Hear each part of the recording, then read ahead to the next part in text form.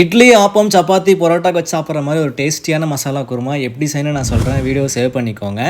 நம்மளோட மற்ற வீடியோ பிடிச்சிருந்தா மறக்காம ஒரு சப்ஸ்கிரைப் பண்ணி ஃபாலோ பண்ணிக்கோங்க. நான் இது செய்யறதுக்கு ஒரு மிக்சர் ஜாரில் கட் பண்ண தேங்காய், பூண்டு, இஞ்சி, நிலக்கடலை, பொட்டுக்கடலை, சோம்பு, அப்புறம் வந்துட்டு பட்டை, கிராம்பு, ஏலக்காய் வந்து அரைச்ச பவுடர் வந்து ஒரு ஸ்பூன் அளவுக்கு சேர்த்து தேவைக்கேற்ற மாதிரி தண்ணி சேர்த்து நல்லா அரைச்சி வச்சுட்டேன்.